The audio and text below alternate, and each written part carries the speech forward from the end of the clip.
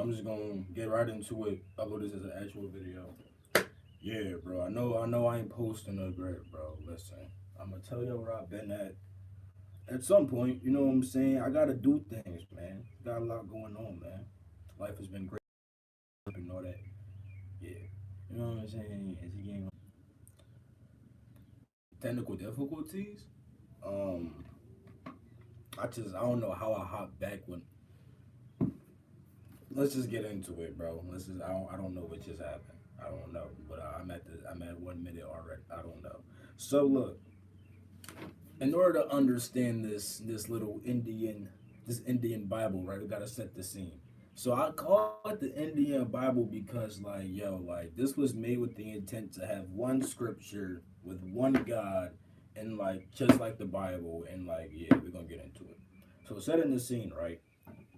So the Gita is part of a bigger text called the Mahabharata. So like maybe the Mahabharata is like the Bible, and this is the gospel, if you want to say it like that. But they be saying don't add stuff to the scripture. They be saying like, yo, this is how like this is called the Bhagavad Gita as it is. They try to say like, yo, people keep manipulating the scripture and stuff like that. Stop doing that. So I'm trying to just I'm trying not to insert my opinion too much, but this don't look like an Indian Bible, bro. This is what I say. Like, it's like an Indian. So look, with that being said, right? So the Mahabharata is a text that leads up to the present age that we're in, called the age of Kali or Kali. Pretty sure that Kali is like the gods of destruction inside India. So we're in the age of destruction. We're in the age of destruction, and I guess the Mahabharata talks about what leads up to that. So I gotta read that. You know what I'm saying? This the Mahabharata is supposed to be mythology, though. You know what I'm saying? It's supposed to be myth. It's not an actual historical text. And this being a part of the Mahabharata is not a historical text. Now, with that being said, this begins at the beginning of this.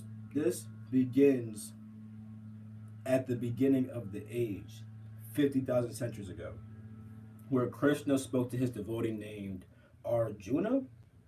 That's how you say his name. A lot of these names is crazy, so you're gonna see.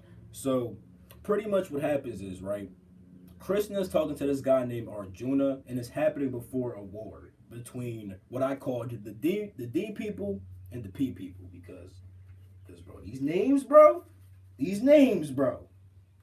Let me, bro. Da Dahara Daharatasarat. Like, come on now. What you? And then we got the panda. I can say the pandavas, the pandas. You know what I'm saying? So we got the dacharatas and the pandas. You know what I'm saying? And they pretty much they was beefing. You know what I'm saying? They was beefing. So the D people and the P people are actually brothers. What happens is the D person, right? He's the older brother, but like he's blind. So he's supposed to inherit a kingdom, but because he's blind, he couldn't do it. And his younger brother P, he got the kingdom, right? But eventually P dies. And then when P dies, P's five sons go under the ruler of the D people, you know what I'm saying? Then the D people, pretty much the ruler of the D people becomes the ruler becomes the ruler of the whole entire kingdom because the P person died. So therefore, the D person who was blind had to get it now, even though before he couldn't get it because he was blind. You know what I'm saying? Hope that made sense. So the D people, right, who had the head of the family as the ruler, right? They were already jealous of the P people. So you had the D people. So you had the D person, right, with his people. You know what I'm saying? And then you had the sons from the P people living all together, right? And the D people's son, right? They didn't like the other people's sons. You know what I'm saying? They was jealous, and they was like, yo, they was like, hold up,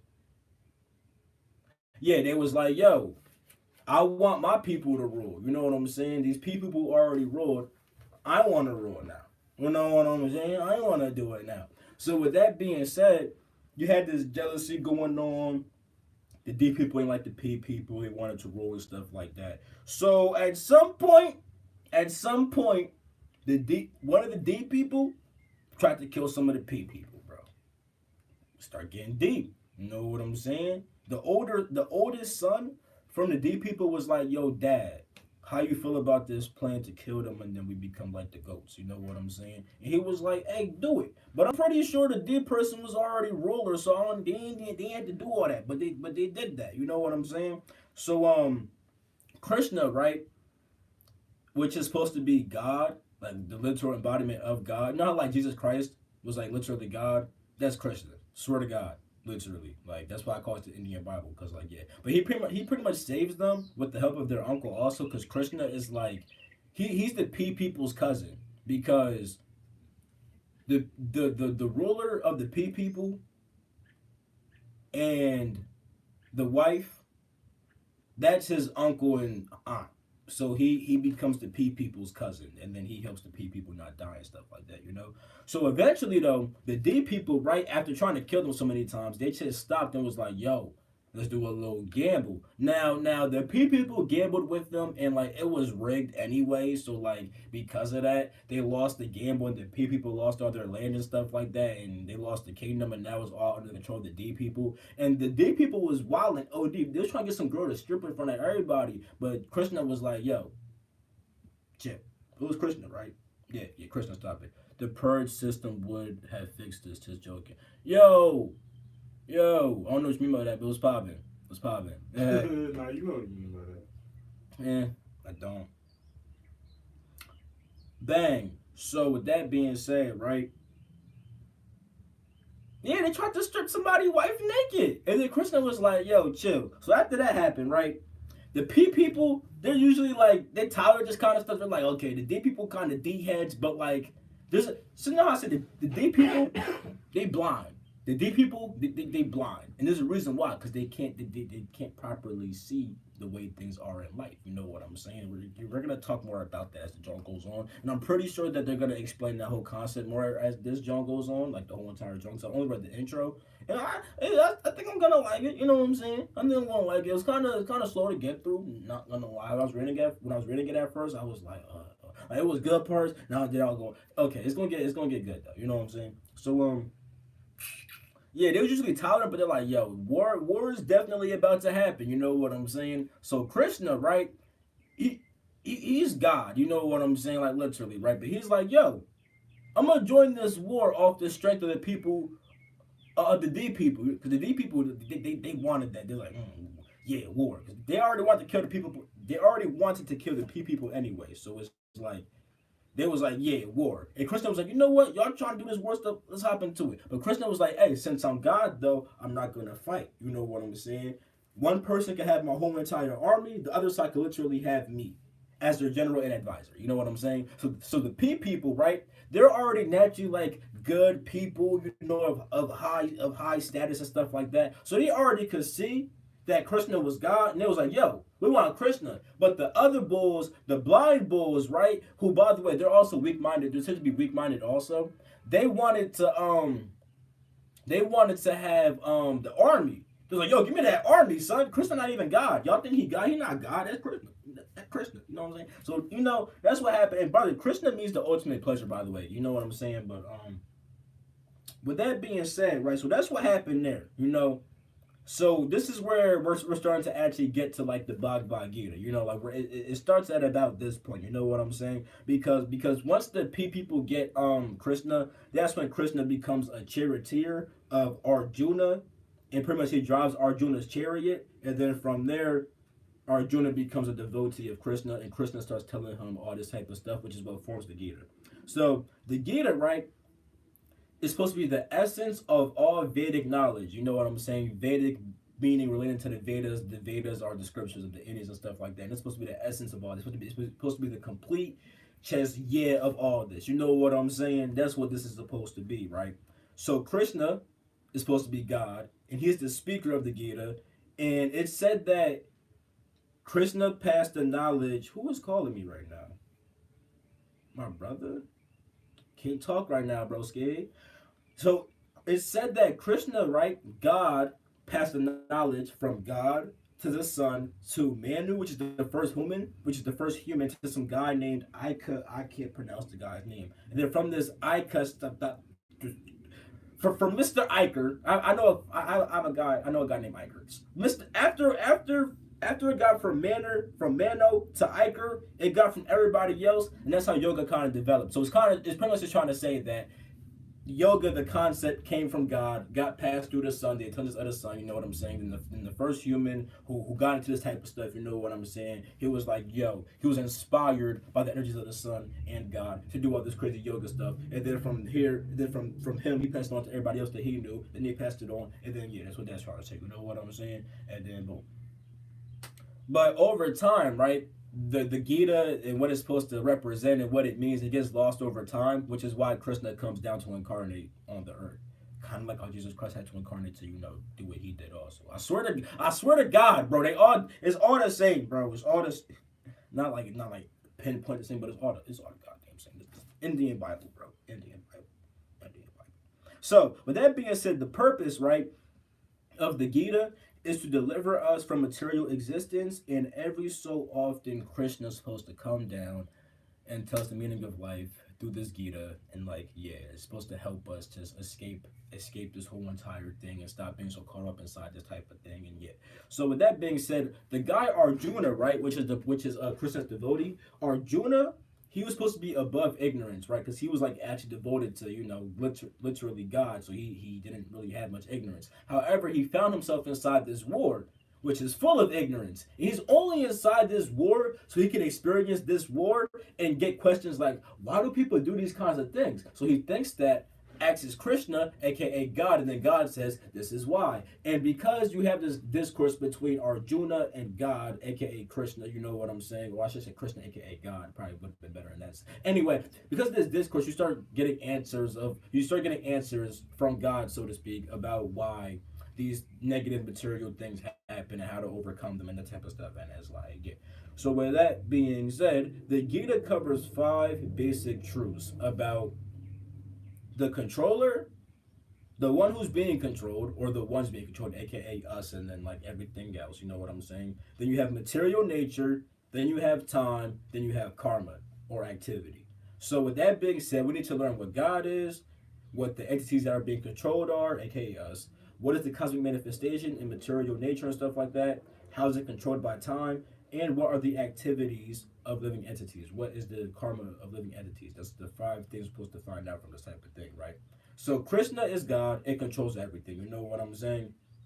And it's said that anybody who thinks that they're not controlled, especially in their conditioned nature, is like kind of crazy because people are being controlled by like other impulses and all these other things like motherfucking like you have this don't talk about they don't talk about this inside the book, but you got motherfucking nature spirits, planetary spirits, you got all kinds of fucking shit out here. It's just regular etheric motherfuckers who, you know what I'm saying, just be influenced. So you got that shit. But it's pretty much trying to say that we're all big, and all those planetary nature spirits and stuff like that, all that's being controlled by Krishna, God, all that stuff. So we're all being controlled by God. Even if you're being controlled by a spirit, that spirit's being controlled by God. So therefore, you're being controlled by God. And like, yeah, we're all being controlled by that higher force. And anyone who thinks that they're not, especially inside their conditioned life, it's just kind of like, you know what I'm saying? So yeah, Krishna is supposed to be God. You know what I'm saying? He controls everything. And nature, like the stuff that we see around us, is the inferior entities, and we're the superior ones, but we're still being controlled. Like we're still considered nature,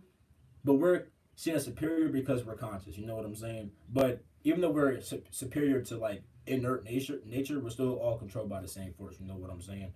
So yeah, we also learn that material nature is constituted by 3 qualities: goodness, passion, and ignorance. And I could kind of see what they mean by that. So like goodness is kind of like the sense of like expansion, like wanting to like like go beyond your current state. That's like the whole goodness thing. Passion is kind of like just like impulse, and ignorance is acting out of lack of knowledge, obviously, and stuff like that. And it says above the material nature and all the qualities, you have eternal time. And by the combination of the 3 natures and time, you get karma. So pretty much goodness, passion, and ignorance playing out with inside of time gives you karma, aka activity. Obviously, because now that there's time, there's stuff to do inside time. Doing stuff, that's activity. Bang. So yeah, all these actions have been happening since the beginning of time, and we're just reaping all the fruits and that type of stuff. And it talked about that, and like yeah, and it also talks about how everything that I just said is eternal besides karma. So pretty much, God is eternal, The living beings are eternal. Material nature is eternal, even though the physical form may not be eternal. What it actually is eternal, because the physical form you're seeing is a reflection of the spiritual, and the spiritual never dies. You know what I'm saying? So that's what it's trying to say with that. And also, time is infinite, but karma is not infinite. So with that being said, at some point things stop happening. There seems to be there at a certain point in time you stop doing shit. You know what I'm saying? Because karma's activity, you stop doing activity. Number of karma, bang. It's not infinite, bang. Everything goes infinite, bang, bang, bang, bang, bang, bang, bang, bang. So with that being said, boom. There's also three actions and what they call three eatables that are composed of the three modes, that being goodness, passion, and ignorance. So you can act out of goodness, passion, or ignorance, and you can also intake things that are either good based off impulse or based off ignorance. So that's what that means. I'm pretty sure for the eatable thing. I think that's what an eatable is, like things you intake. You know, I didn't get that part clarified inside the Gita. I'm not gonna lie. So did you do that for it? Word. So with that being said, boom. With that being said, we learned that everything is Krishna. You know what I'm saying? Everything is God, but we're superior because we have consciousness. But it's not conscious like Krishna's consciousness. So pretty much, right? We're conscious of ourselves. Holy crap! I'm here. I'm a person. I can do this type of stuff, right? But Krishna, God is aware of everything. Aware of you, me, everybody else. You know what I'm saying? That's what that's supposed to mean. Like we're conscious, but not supremely conscious like Krishna. You know what I'm saying? And BBC History podcast about Buddha, they said that he developed his teachings because a lot of people thought that Vedic traditions were too oppressive. And Buddhism, yes, actually, I did hear that before. Yeah, the Buddha one, yeah, that's a fact. That's a fact. That's a fact. In fact, Buddha was doing all this stuff like he was becoming mad skinny because he was like not eating food, trying to follow a certain discipline and stuff like that. He literally joined all these different freaking schools and stuff like that just to meditate under a tree one day for mad long. And pretty much all his devotees left him, but a couple of stayed. And when he opened his eyes, my man said, "Let's eat." Now that was so important because he was trying not to eat. You know what I'm saying? Like he wasn't eating for a while. So when he said "Let's eat" to all his followers that were literally like, "Oh my God, you haven't ate for so long. It's so crazy." They were like, "What the? Let's go with this guy. Like what the heck?" So yeah, he meditated. They found pretty much like God inside himself and was like, "Yo, this is all we really need." You know what I'm saying? And let's do this. So yeah, I do agree with what you I do agree with what you just said for sure. And eatable, that just means what it sounds like. Hmm? The eatable just means what it sounds like. Palatable, pretty much. That's what that shit. That's what that shit said. You looked it up. Yeah. Like eatable? Like I don't know how it's spelled. I mean, is it spelled different than eatable? Nah, it shouldn't be. If it's not spelled different than eatable, yeah, that's the only definition. What did it say? Oh, it's probably. All right. That's what I'm saying. Like I think it's some difference. Yeah, it may not. Yeah, you look up eatable in a spiritual sense. Word. Because it probably means something you intake. So I know all the time they talk about how, like, for example, Yeah. your body becomes the food that you intake. Your spirit becomes the thoughts you intake. You know what I'm saying? They call all types of like thoughts and shit like that food, the things you digest and that type of stuff, things you intake. Bang, phone stuff. That threw me off. All right, bang. So, well, also, it also talks about this concept about how we're not the creator, about how there's a creator and an enjoyer. You know what I'm saying? Krishna is both the creator and the enjoyer, and we're not the creator or the enjoyer. We're the thing that gets created and the thing that gets enjoyed. And the way they explain this is kind of like looking at this. You have your stomach, right? You know what I'm saying? Your stomach actually enjoys food. Now your hand. I want to engage in the convo, but I have no idea what's being talking about. Yo, you be commenting on a lot of my stuff. It's all good. You know what I'm saying? Sounds intriguing as hell, though. Yeah, talk about the little Gita. You know what I'm saying? It's pretty dope. I'll be seeing you on my videos. I appreciate you and all the love and stuff like that, for real. Yeah. Yeah, so the concept of the whole oh yeah, so you have your hands, right? Your hands grab the food, right? Your teeth chew it, you know what I'm saying? It's doing all these things, but your stomach actually is what enjoys it. So what it's saying in essence is that we are like the fucking arms and teeth and fucking legs of fucking God, pretty much. You know what I'm saying? Like we're not the actual thing. It's trying to get you to separate this body and the actions of the body and all that shit from God, because Oh, wait, I think you already get it. Like I don't think I gotta explain that anymore. I gotta explain that anymore. No. I don't. That's only I don't gotta explain. I think that's pretty. I think we got that one. You know what I'm saying? Bang. Also, it says it's a true. Oh, this was a pretty interesting concept too. I like this one. It talks about how the supreme truth is a person and it's not impersonal in the way that people always think. And I like how they said this one because a lot of times, right? Because I mean, really, both are honestly true, but I get what they mean inside this sense. And I'm not gonna lie, I probably shouldn't be doing this because they be saying don't add stuff to the Gita that's not inside the Gita. That's why it's called Gita as it is. But I'm gonna add it. I'm gonna add it. Because before you get taught these kinds of things back in the day, you would be like a little mystery school. You get taught one story and stuff like that. But in the other mystery schools, the exact opposite story, depending on your mindset and who you were, what you got to learn and stuff like that. So I know a little bit about how this kind of stuff works, but just take it with a grain of salt. Not because I'm saying some BS, but only because they said don't add to the Gita. But pretty much they said that, right? The supreme truth, the supreme being, right, is like an actual like being. It's like the compilation of like everything. It's not supposed to be like some impersonal nothingness behind thing. And here's why it says that. I can literally explain why. Because that nothingness, right, actually is a being. Because when that nothingness becomes aware, it makes all this stuff. Which means that that actually is a being. It's like when you're asleep, right? Even though you don't see anything, you're still there. So they're trying to explain how that impersonal nothingness is there, but above that is an actual being, and that this God's like an actual being. It's like an actual person, like you know what I'm saying. Not like a person like me, but like it's like a. You get what I'm trying to say? Yeah, it has like identity, and it's able to actually like do it. It's able to actually be like, yo, I want to do this. I want to do that. It has consciousness, literally. You know what I'm saying? That's what it's trying to say. So even though it's cool to be nothing and always dive into that nothingness, well, you should do that, and you got to tap into that. It's also trying to let you know that that nothingness is still conscious. It's still a thing that can actually do stuff. I like that. I'm not gonna lie. Cause at first I was reading, I'm like, huh. I'm like, what you? I'm like, what do they? Cause you know what I'm saying. Once I read a bit further, I got what they meant by that, which is what I was already thinking. But I'm like, what you mean by that though? I'm like, which level are you talking about in the series of creation when you say these kinds of things? Because you talk because there's a person at the top and about so imagine person nothing person. So it's like which person was you talking about? They meant the first person. You know what I'm saying? I could explain that probably like a bit more, like a separate video about the different laws of creation and stuff like that. But that's a whole different video, like I just said. So with that being said, bang, boom. So with that being said, the Gita, right? When the Gita is taught, it's supposed to be taken as absolute truth. You know what I'm saying? As it, can you explain how nothingness is consciousness? I got you. All right. So nothingness is okay. Man. Nothingness could be considered as just pure awareness, right?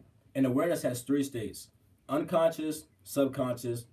Bro, this book you got lit. Yeah, I got that joint for free too. So yeah, you have awareness, right? Is what nothing pretty much is. Because when you're in a state of pure awareness, just observing, there's literally nothing there at all. It's just there's something there that's able to perceive, but because it's not perceiving anything, you don't see anything. So you just have awareness, right? And awareness has three states: unconsciousness, subconsciousness, and consciousness. You know what I'm saying? So when that nothingness becomes aware of itself, that's when it becomes conscious. That's why it has consciousness, because it has the ability to become aware of itself. That's what it means to become conscious, to become aware of yourself. So yeah, there's like literally like that. There's what underlies this whole reality and stuff like that. It's just some nothingness force that observed itself and said, "Holy fuck, I'm here. Let me do all this shit." And then it did all this shit. And like yeah, and it's just like how when we go to sleep at night, I always bring it back to this too. When we sleep at night, right, for 8 hours, we don't dream for all 8 hours. We don't see black for all 8 hours. At some point, it's absolutely nothing. No black, no dreams, nothing, right? But we're still there. Just there's no experience. But when we become aware, you know what I'm saying? We become a bit more conscious. We can either make a dream or we come back to this stuff right here. You know what I'm saying? But that nothingness thing that we experience is what like that's what makes this whole reality. And when that nothingness becomes aware of itself, that's it's said to be conscious, and that's when it makes its whole entire thing. Did that make sense?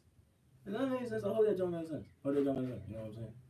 Yeah. So that's why nothingness is conscious. Well, it could become conscious. It's not conscious in and of itself. It just could become conscious because what it is awareness, and awareness has three states, like I said in the beginning. Did that make sense? And if it didn't, what part confused you? I could clarify that and like, yeah. This one getting pretty long, yo. The people, yo, for anyone who not tuned into this joint, y'all, they gonna have a long video to watch, bro. If they miss me, I'm here. Y'all miss me? Y'all miss me? I'm back. You know what I'm saying? Had to give y'all a little time. So. But yeah. So the Gita is supposed to be taken as absolute truth because it's supposed to literally come from God Himself. And it's the completion of all the Vedic knowledge, like I said before. And when you see how Arjuna takes it, every time Krishna speaks, he's like, "Oh my God, facts! I take it as absolute truth. I have no doubt." Da, da, da. It's supposed to show us how, when like studying this, we're not supposed to have like any doubt. Like everything it says is like really just as it is. Like, don't doubt. It's the truth. It's facts. Kind of like how they say inside the Bible. You can't tell me that's not an Indian Bible, son. You can't tell. They can't tell me that. They can't tell me that. You can't, this is an Indian Bible, yo. It's an Indian Bible, bro. But yeah, and also, if we read this, it's supposed to purify us and stuff like that and all that other good stuff. So, there's also a concept called eternal occupation. It's really like Santa Dadara Dharma, something like that, bro. But it means eternal occupation, right? So, eternal occupation is likened to like a higher form of religion in the sense that our eternal occupation is something that we do eternally, obviously, right? Now, religion's not like that because, like, you could be a freaking Muslim one day, Buddhist the next day, and stuff like that. But what it's supposed to show is that our eternal occupation, what y'all think it is? What y'all think it is? What you think it is? We all got the same one. What you think it is? One, two, three. I'm gonna say it. It is serving. Everything is always serving something at some point in time, even if it doesn't realize it. Like for example, oxygen is literally serving you. It may not know it, but it is. You know what I'm saying? Everything is serving something in some kind of way. Everything is doing that. So that's our eternal occupation and stuff like that, and that lasts no matter what we're doing. So it brings up that concept of eternally serving and stuff like that.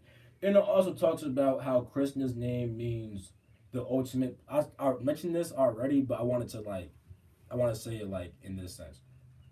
So Krishna's name means ultimate pleasure, meaning that he's like the ultimate one and only God. And it said that people whose intelligence is stolen by material desires worship demigods, not the one actual God. And Krishna himself tells his father, like, yo, stop worshiping demigods, son, because the real goal is to return to me and my abode. You know what I'm saying? And when you return to Krishna, aka God or whatever, you don't come back to physical reality. You know what I'm saying? However, Krishna does talk about this. He's like, yo, you could go to other planets if you want to. You know what I'm saying? You go to freaking Mars, Jupiter. Or all you gotta do, I mean, you could do it in like some mechanical way.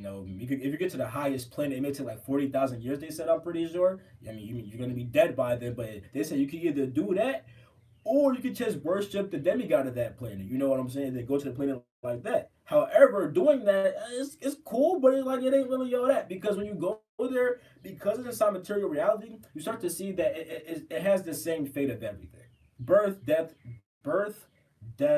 disease, birth, death, disease, and old age.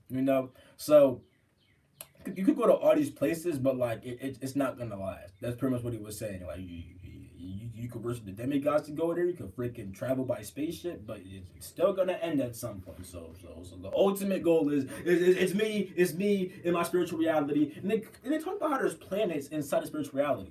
Pretty dope. Like they got like mad planets and all this other stuff, and like yeah. And at one point they tell you how to get to. At one point they tell you how to get to certain planets inside the spiritual plane. You know what I'm saying? So that's pretty cool too.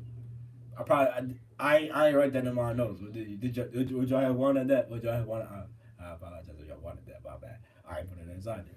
But yeah, so the material world is described as a tree that's roots are that as that's roots go up to the sky and branches touch the ground. Because this world, right? This is not the beginning world and then from there's the spiritual world. No, this is the reflection of the spiritual world. So the roots Hey, my boy Alex, what's poppin', my guy? How you been? What's good? What's poppin'? So, yeah, the whole this whole world comes from the spiritual. This world is rooted in the spiritual. That's why I say it's like a tree whose roots go up to the spiritual and stuff like that. And everything's a reflection of the spiritual, not the other way around. And I wanted to include that concept because if you ever wonder what the freak are we inside of, think of an upside down tree. I mean, you really don't got to do that. You really don't got to. But yeah, this is what they say it is, though. It's an upside down tree. You know what I'm saying? This is not the ultimate reality. The ultimate reality is in the spirit. And yeah, we got to go there. So what to try to do by making this whole entire Gita, trying to get you to go there, to the roots. And yeah, the goal. So yeah, with it talking about the goal of returning back to God and stuff like that, it said that whoever thinks of Krishna, aka God, at the time of death will return there to him without a doubt. And they say without a doubt because if you think about that, you will go there without a doubt. But you also can't have a doubt when you think about that. You can't be like, oh, I want to go to God, but what if I don't? So, yeah, they say that. If you think of Krishna at the time of death, they're going to go to Krishna, aka God. That's what I'm trying to say. You know what I'm saying? And they also say that whatever you think about, whatever state you're in at the time of death, you're going to have no problem achieving that inside the next life. You can only be inside two states, material or spiritual. You caught up in the material or the spiritual. You know what I'm saying? If you're in the material, next life, material life, on some level of materiality. Don't gotta be bad material, but it's still material. Then you got the spiritual shit also. You can go to the spiritual planes, you got a spiritual mindset, and yeah. Now one may be like, well, how do you get the spiritual mindset? Gita. That's why they did that. They really made a lot. So you have the four Vedas, right? Which were you had the four Vedas which were explained in the Puranas. Now the Puranas apparently are not like they're not mythology. These are supposed to be actual historical texts. You know what I'm saying? So I might tap into those too. Later inside this, you find out they say you don't got to read any other book besides this John because that's why this book was made to be like the freaking Bible with the one book and the one God and the being Christian and like yeah. But I'm gonna still tap on some piranhas though. Let's talk about some piranhas, not the fishes, but whatever this is. You also so after the four Vedas and the Puranas, right? You had the Mahabharata, which was written for less capable people, which is where this comes from, the Mahabharata and stuff like that. So yeah, it talks about that.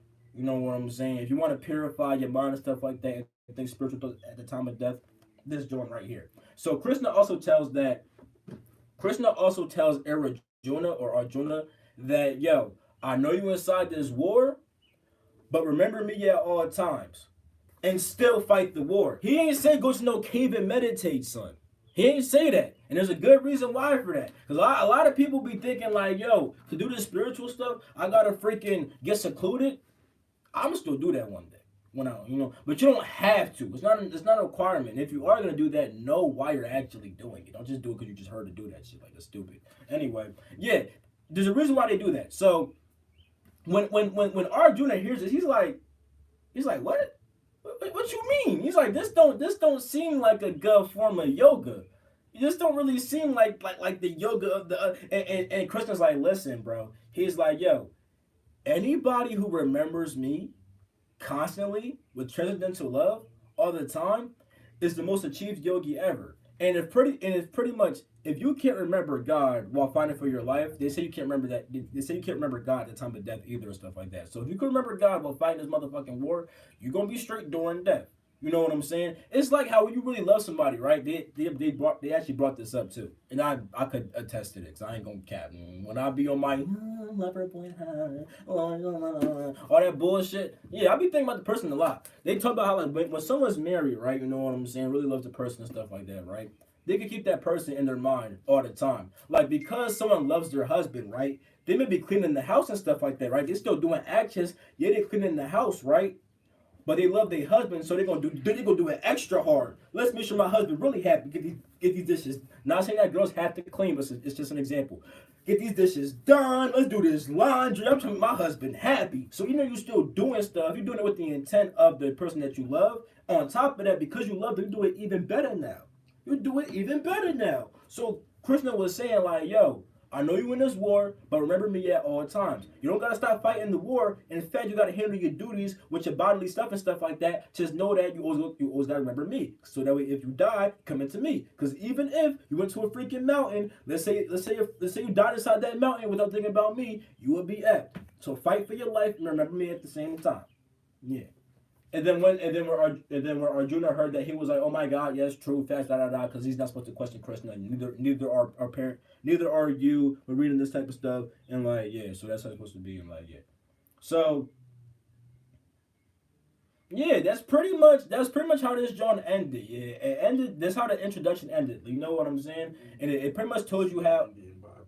Hmm? This is an Indian Bible. Yeah, I'm gonna get to that. Because at the end, it literally said people are eager to have one scripture and one God. You know what I'm saying? So because of that, they made this. They literally said, what was the phrase? They gave a phrase for it too. They said it in a certain kind of way also. Yeah, Ekam Sastram Devaki Pratragitam, which means let there be one common scripture for the whole world.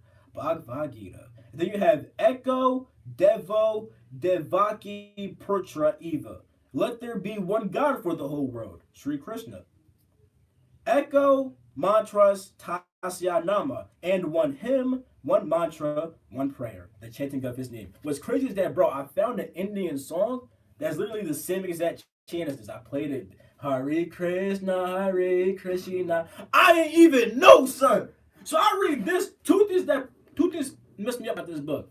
One time, I was at my ex house, right? And I was just chilling, sleeping, like a little bit, like half sleep, half not sleep. And I kept hearing in my head, Mano, Manu, Mano, Manu. I'm like, who the fuck is that? It get mentioned inside this book. So that threw me off. Then I seen the chant. I'm like, yo, I love this chant. It's such a beautiful. Let me play it for y'all. Let me play it for y'all. I wanted to do this in my head. When I thought about making this live stream slash video, I'm like, yo, let me show them this song. It's a beautiful song. It's a beautiful song. What's popping? What's popping? Mixed genre fans, you be showing love too. I mess with you. I mess with all y'all. You know what I'm saying? Y'all pulled up to the live and stuff like that. Y'all miss you miss your boy. Yeah. Oh my God, what's good, Miguel? Oh, I'm getting hurts and I'm getting yours. Oh, y'all make me feel so welcome. I'm just like, oh my God. I missed y'all, man. I missed y'all, man. Don't act, yo. I've been working over here. I'm telling you, bro. It ain't like I just been doing nothing. So when I come back for good, yo, I'm telling you, bro. I got y'all. Hare Krishna. Hare Krishna. We're hard. Here it is. Here it is.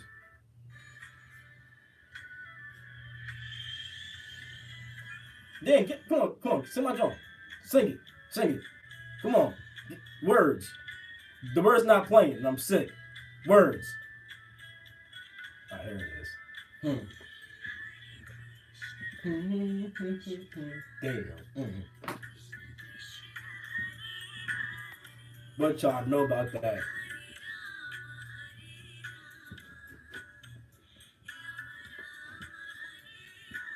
This is the one chant they was talking about. So if you ever want to be on like some Indian stuff and like be on some Indian Bible stuff with the one scripture, one God, one chant, you got your one scripture. Krishna's your one God, and your one chant is Hare Krishna, Hare Krishna, Krishna Krishna, Hare Hare, Hare Rama, Hare Rama, Rama Rama, Hare Hare. Come on now. So yeah, that was pretty much that was the first chapter of the Gita. You know what I'm saying?